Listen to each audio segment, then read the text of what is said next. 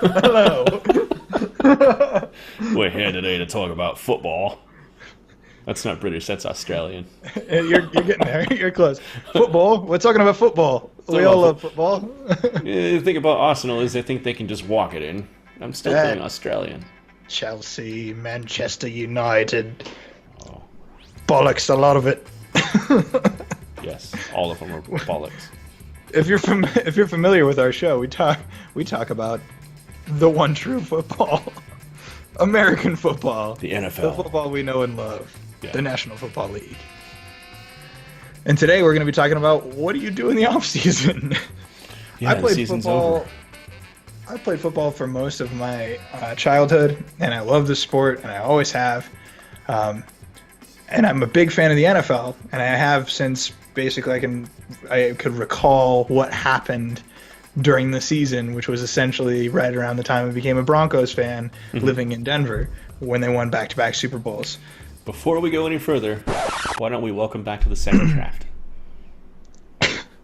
Welcome back.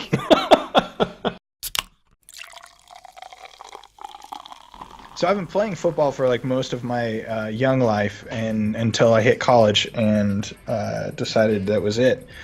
And once I hit college and decided that was it, the NFL was like my solace, like what I went to for that fix that I needed. Most players, when they are not in the in the sport anymore, they still have to get some semblance of interaction with it and feel like they're still participating. And the best way to do that is to get hyper involved with the professional level and to understand what's going on. And so the NFL became kind of like the thing to do. That being said, whenever we hit off season, a lot of us that have played before are kind of like, well, that's it until next fall. Like, what do we do? Yeah. So for those of you like me and that are not quite like DT, who's very much into the off season, this episode is for you. So you're all about the off season. I like the off season. I am a huge off season nerd.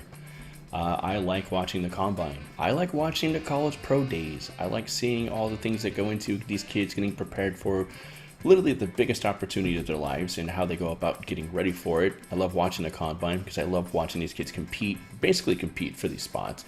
Seeing who's going to be like the crazy, like athletic freak like Jadeveon Clowney was that one year when he just blew everybody else out of the water. And I love the draft because I love that whole behind the scenes wheeling and dealing, taking shape of all these teams and seeing what's going to shake out and how the teams might actually look and perform the following season. So in a weird way, like the off season, not the off season in its entirety, but like the key points of the off season to me are almost as exciting as the season itself, which I know sounds blasphemous to the people who are watching and listening, but that's just how I am. So It's the logistics of it. I understand what you mean from like a news media perspective, because I will say I do enjoy following the media about the NFL in the off season more than I do in season, because I'm more concerned with the games and what happens during those matchups. I follow the media during the season to pick up on cues for fantasy, and that's about it.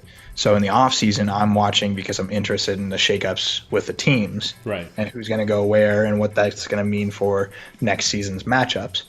But outside of that, I think I will say one of the things that sticks out to me is watching the combine and seeing how they televise that and how they kind of like pitch that to the public. It's getting better and better. Now they're doing the things where they'll show the announcers like doing the 40-yard dash, a lot like show that kind of not necessarily picture in picture.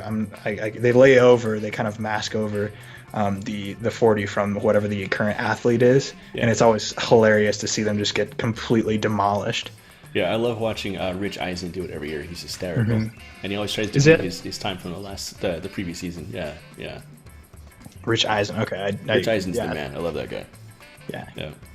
but it was. I think I saw one where he went against Chris Johnson, and wow, and he's got one of the top 40 times in the combine. I think he may still have the record, doesn't he? He's up there. I don't know if he has. He might be. He's definitely in like the top 3.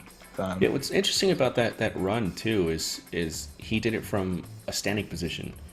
He didn't get down to the block like 99% of the other runners do. Like he just from an upright position just bolted. I think you're in like a 4.28 or something stupid like that. Just ridiculously fast. So today is February 13th, and the combine begins on Tuesday, February 27th, which is literally 2 weeks from today. It's always in Indianapolis, out in Lucas Oil Field Stadium, and I'm already hyped for it. I'm already excited for it. So I'm somebody who's got NFL Network, and I've got like Sling TV, so I'll be watching in the office during the day. I'll be watching the highlights on SportsCenter later that night. So yeah. Yeah, I would be curious. Like, are you gonna make predictions on where these players are gonna go based on their combine performance, or just kind of like keep an eye on star performers? Oddly enough, I'm not a fan of mock drafts because they're rarely accurate at all. Because it doesn't matter which team needs what. It always ends up coming down to who's going to make a wild trade in the first round and trade up or trade down, and who's going to just make a out of the blue snag for a player they think might, be a benefit to their team. So I think mock drafts are kind of dumb, and I kind of don't like them because I like the excitement of the draft. I like seeing like, oh, I think that player's going to go to that team, and he just ends up going somewhere else. Or having my heart broken like last season when I thought for sure Deshaun Watson was going to Arizona, and the Houston Texans traded up and snatched him away. So, but that's what makes it exciting for me. It's the unknown and all the machinations, and that all 32 GMs are on the phone, just wheeling and dealing, just at peak level, just going nuts, trying to make the most of this draft. So I dig it. So. Yeah, it reminds me of those scenes in Moneyball. Like they're they're making phone calls and they're kind of being underhanded but diplomatic at the same time. Yeah. Or in a less realistic fashion, the movie Draft Day with Kevin Costner, which really wasn't all that great, but I saw it in the theater anyway because that's how much I love football and the NFL draft. Yeah, I look at the draft like I look kind of like March Madness, because you can pick 9 or 10 of those games, and likewise in the draft you can pick 9 or 10 picks that you're pretty confident they're gonna actually happen. And you're right, but as soon as one thing gets twisted, the rest of your bracket and the rest of your picks or your mock draft is just done. Yeah, like Mitch Trubisky. I think so. Yeah, he went to saw that coming. Chicago. Yeah, nobody saw that coming. And if I had to guess, I would say the Browns have the number 1 pick in the draft. Mm-hmm. If they don't get Kirk Cousins, they'll probably pick another quarterback. Yeah, and Cousins is being shopped around. Like he could go anywhere. So yeah. I think his asking price, especially after the who just got that massive deal, it was Jimmy Garoppolo. Now that Jimmy G is the highest paid player in the history of the NFL, that means that Kirk Cousins' asking price is just going to shoot through the roof. So I think that takes Arizona out of the running. I think it's going to come down to Cleveland or Denver, honestly. And I feel like John Elway is the type of GM who's kind of got happy feet when it comes to quarterbacks, that he might actually make an insanely high offer just so he doesn't have to worry about that weird carousel of quarterbacks that's been happening in Denver lately. So yeah, which frees up another quarterback in the draft to go somewhere else, and that's what makes it exciting, is just seeing where all the chips fall. So yeah. And I think it also might be that Elway could make a lower offer because Cousins just doesn't want to play for the Browns. I mean, yeah, well, who does? Yeah. No one. I don't think anybody really does. Somebody in the draft will go and play just because it's the league, but right, yeah. Not somebody like Cousins. I think more people would assume that he'd stay rather than go. That maybe the Redskins will hold on to him. Yeah, and have that kind of 2 quarterback. I think Cousins is definitely a team player. I think he's a team guy. I don't think he's ever been fully happy in Washington. I can see why. Being the first quarterback in NFL history to ever be franchise tagged twice when they could have made him an offer was kind of heinous. So, yeah, I fully expect him to leave and go somewhere else. Absolutely. So the draft is, April 28th. They moved it back to May for like a year or two, and everybody hated it because it was too long of a wait. Yeah. For me especially, like I hated having to wait another whole month for it. So yeah, it's April 28th, and it's in Dallas this year, the AT&T Stadium out in Arlington. So that'll be interesting. You ever been to Dallas? No, I haven't. I've been kind of through that area, but no. Yeah, I've been to Dallas, been to Arlington. I've seen a game at AT&T. It's a very cool stadium. It's gorgeous, but it's really weird and cold. Right? Very like you That's go to odd. like I've been to a bunch of stadiums now. I've been to Mile High in Denver, which is very warm and friendly and inviting, and it's very rustic on the inside. It's very sort of alpine-ish, like a lot of wood paneling and whatnot. It's very comfortable. Seattle's is really cool. There's not a whole lot to it because it's so wide open on the inside that the concourse itself on the interior is just very bare bones. But AT&T Stadium is just very sterile. It almost feels like you're walking into like a super church type of thing, where it's just like the Church of Jera. Oh, weird. And it's like most stadiums, you're able to just wander around and check out everything. Like you can, like in University of Phoenix Stadium here in Glendale, Arizona, you can go up to the top level, you can go down to the lower level. As long as you're not trying to get into the seats you're not supposed to be at, everybody's cool. AT&T, they check your ticket to make sure you're allowed to go into those certain levels and explore the concourse and Weird. whatnot. It's really weird. Yeah. So, Huh. beautiful stadium. I highly recommend visiting if you can, but it's a very different NFL experience for sure. So it'll be interesting to see how they handle the kind of rowdy crowds that end up going to the draft. Because the draft is known for people, especially like Jet fans and people who are historically known for, getting rowdy and screaming and yelling and giving Roger Goodell a hard time, to see how they go about kind of containing that, so to speak. Yeah, I feel like you don't go to the draft and you expecting to not talk to anybody, Right. unless you're gonna have like your headphones and your sunglasses on and you're gonna be making notes, which that's more of like a baseball type thing, I think. Right. But you don't go to the draft wearing your jersey and not expect to talk some trash with somebody. So I think, yeah, knowing that and just being able to, you could watch on mute the draft and just watch people interact with each other when they pan to the crowd and they're all just yelling and throwing things at each Yeah, other and getting exactly. rowdy. Yeah, there's no way that you don't know that that's coming. So I'm sure they Yeah. have some contingency in place. Yeah, I think so too, probably. Yeah. So, yeah. It's like 200 some odd days until the season starts again. I think. In the meantime, we've got plenty of time to make notes on what happened with fantasy this year and Yeah. plan for the future. Yeah, so we've got the combine to look forward to. We've got the draft to look forward to. What else is there out there to keep us occupied and keep us in that football mindset until August rolls around? Rehabilitation of starting quarterbacks.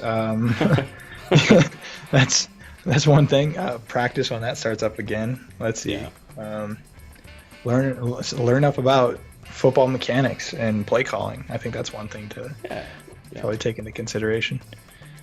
Because I think we've made a lot of funny calls, like right before the commentators when we were watching games at the meeting place, and it's like it's just because we watch football so much. But maybe this is the time in the offseason to advocate for the NFL refs to start getting paid, like on salary. You're going to open a whole new can of worms. I am. Like, I'm such a huge advocate for paying the refs and making them full-time. Like, it's nonsense that they haven't done it because it's calling into question the integrity of the game. And that debate comes up every season with good reason because the refs are part-time. How can you expect them to maintain the integrity of literally the most popular and I think it's actually the most lucrative sport in the world, actually, maybe aside from football, like soccer, basically. And you've got the people who are in charge of keeping everything in check being part-timers. Like, what was the last part-time job you had that you cared about? None? Yeah. Exactly. That's a whole other podcast, probably. So It is. Yeah, you're right. in terms of media, I mean, you can always watch the usual, Remember the Titans. You can go back and watch Friday Night Lights, both the movie and the TV series, which is good, aside from season 2, which is terrible. Netflix actually just launched a new series about Snoop Dogg, how he's got the Snoop Youth Football League. And what he does is it's like an outreach program for inner city youth across the country. And he has started this entire national league where they kind of recruit youths that are like at risk. They either come from impoverished areas or, gangs that are highly saturated, like crime and drugs and gangs and whatnot.